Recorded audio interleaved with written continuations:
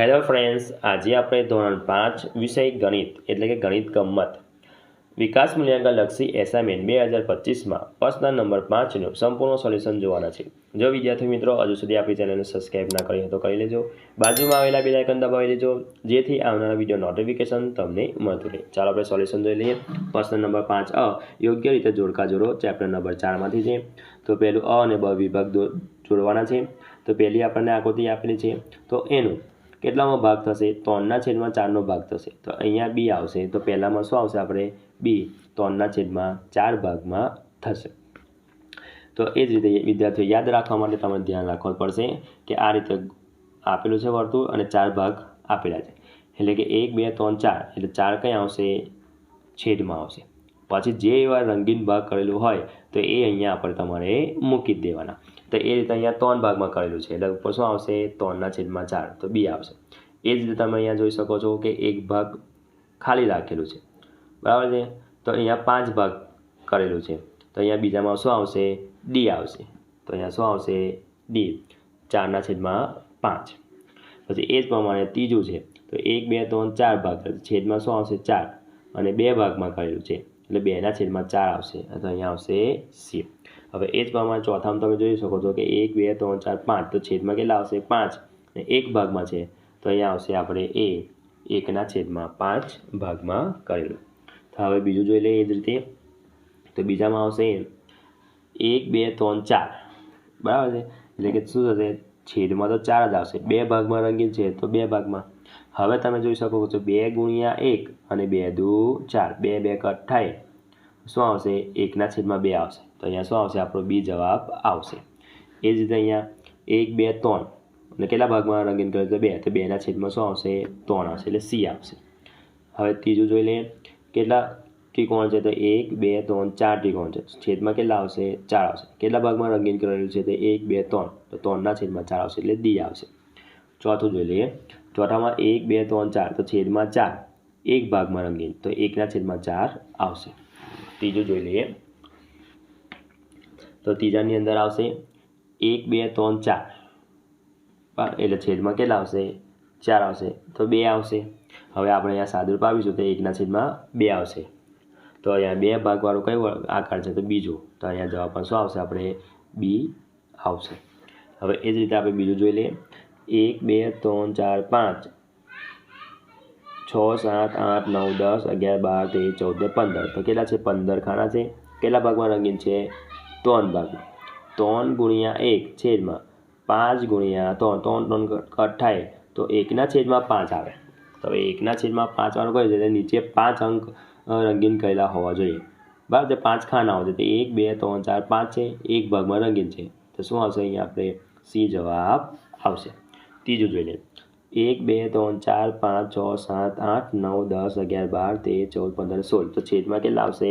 16 આવશે। કેટલા ભાગમાં રંગીન છે? 1 2 3 4, તો 4, તો અહીંયા 4 × 1 છેદમાં ચોકે ચોકે 16, 4 4 કટ થાય તો 1/4 આવે। તો 1/4 વાળું કયું છે? આપણે અહીંયા ડી, તો 1 2 3 4 છે, બરાબર, તો છેદમાં શું આવશે?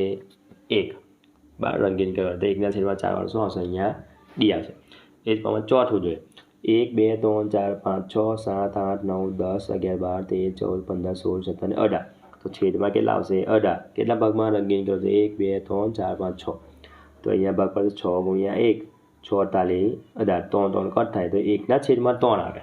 તો 1/3 વાળું હોય એટલે છેદમાં 3 અંક હોવા જોઈએ, તો અહીંયા છે છેદમાં 3 છે, 1 2 3, એક ભાગમાં રંગીન છે, શું આવશે? અહીંયા આપણે એ આવશે, બરાબર।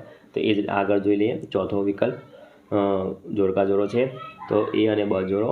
તો પહેલું આવશે, જોઈ શકો તો 1 2 3, તો 1/3 આવશે, તો જવાબમાં શું આવશે? અહીંયા સી આવશે।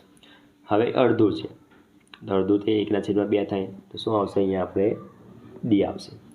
એ જ રીતે આપણે અહીંયા 1 2 3 છે, છેદમાં 3 છે, 1 2 3 છેદમાં આવશે 3, 2 ભાગમાં રંગીન છે, તો અહીંયા આવશે આપણે એ। એ જ તમે અહીંયા જોઈ શકો છો કે 5 ભાગ છે, 2 ભાગ 3 1 2 3 ભાગમાં રંગીન કર્યું, તો અહીંયા આવશે આપણે બી આવશે। પ્રશ્ન નંબર 5 બનું સોલ્યુશન જોઈ લઈએ કે કોષ્ટકની વિગતને આધારે પ્રશ્નનો જવાબ લખો। તો ચેપ્ટર નંબર 1માંથી છે, પહેલું છે ટ્રક 2 કલાકમાં કેટલું અંતર કાપશે? તો અહીં આપણને આપેલું છે કોષ્ટક વિદ્યાર્થી મિત્રો ખાસ કરીને ધ્યાન આપો. અહીં આપણને કોષ્ટક આપેલું જ છે વાહનના પ્રકારો, એક ફેરામાં કેટલું થતું વહન અને વાહનની ઝડપ પ્રતિ કલાકમાં. બળદગાડું, છકડો, રિક્ષા, ટ્રક અને ટ્રેક્ટર આ બધું અહીંયા આપેલું જ છે. એ ધ્યાનપૂર્વક અભ્યાસ કરી અને નીચેના પ્રશ્નોનો જવાબ તમારે લખવાનો. હવે પહેલું જોઈ લઈએ આપણે. ટ્રક 2 કલાકમાં કેટલું અંતર કાપશે? તો ટ્રક 1 કલાકમાં 45 કિલોમીટર અંતર કાપે છે. તો 2 કલાકમાં પ્રશ્ન ચિહ્ન એટલે કેટલા? તો 2 × 45 થશે 90 કિલોમીટર અંતર કાપશે. બીજું, બળદગાડું 70 કિલોમીટર અંતર કાપવા કેટલો સમય લેશે? તો 5 કિલોમીટર અંતર કાપવા માટે 1 કલાક કાપે. તો 70 કિલોમીટર અંતર કાપવા પ્રશ્ન ચિહ્ન એટલે કેટલું? 70 × 1/5. 70ના ભાગ પાસે 14 × 5/5 પર અહીંયા કટ થાય એટલે 14 કલાક લાગશે. ત્રીજું, ટ્રેક્ટરને 100 કિલોમીટર અંતર કાપવા કેટલો સમય લેશે? તો 1 કલાકમાં એ 25 કિલોમીટર અંતર કાપે છે. એટલે કે 25 કિલોમીટર અંતર કાપવા માટે 1 કલાકનો સમય. તો 100 કિલોમીટર અંતર કાપવા માટે કેટલું? તો 100 × 1/25. 100ના ભાગ પડશે 25 × 4/25. 25 અહીંયા કટ થાય એટલે 4 કલાક થશે. ચોથું, છકડો રિક્ષા 4 કલાકમાં કેટલું અંતર કાપશે? તો છકડો રિક્ષા 1 કલાકમાં 15 કિલોમીટર અંતર કાપે છે. તો 4 કલાકમાં કેટલું? તો 4 × 15/1. તો 4 × 15 એટલે 60 કિલોમીટર થશે. પાંચમું, ટ્રેક્ટર 5 ફેરાના કેટલા કેરી લાવશે? તો ટ્રેક્ટર 1 ફેરામાં 1000 કિલો કેરી લાવે છે. તો 5 ફેરામાં કેટલું? તો 5 × 1000/1. તો 5 × 1000 એટલે 5000 કિલોગ્રામ લાવશે. છઠ્ઠું, બળદગાડું 3 ફેરામાં કેટલી કેરી લાવશે? તો બળદગાડું 1 ફેરામાં 200 કિલોગ્રામ કેરી લાવે છે. તો 3 ફેરામાં કેટલું? તો 3 × 200/1 એટલે 600 કિલોગ્રામ કેરી લાવશે.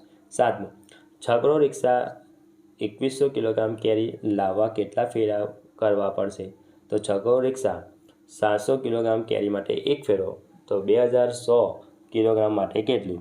તો 2100 × 1/700. તો અહીંયા 2 મીંડા કટ થાય. 21ના ભાગ પડશે 3 × 7/7 અહીંયા કટ થાય. તો 3 ફેરા કાપશે. હવે આઠમું, ટ્રક 5 ફેરા કેટલી કેરી લાવશે? તો ટ્રક 1 ફેરામાં 6000 કિલોગ્રામ કેરી લાવે છે. તો 5 ફેરામાં કેટલી? 5 × 6000/1 એટલે 5 × 30 અને 3 મીંડો એટલે 30000 કિલોગ્રામ કેરી લાવશે. જો વિદ્યાર્થી મિત્રો આ અમારો વિડીયો ગમ્યો હોય તો લાઈક કરજો, તમારા ફ્રેન્ડ સાથે અચૂકથી શેર કરજો. હજુ સુધી આપણી ચેનલને સબસ્ક્રાઈબ ના કરી હોય તો કરી લેજો. બાજુમાં આવેલા બેલ આઇકન દબાવી દેજો જેથી આવનારા વિડીયો નોટિફિકેશન તમને મળતું રહે. Thank you.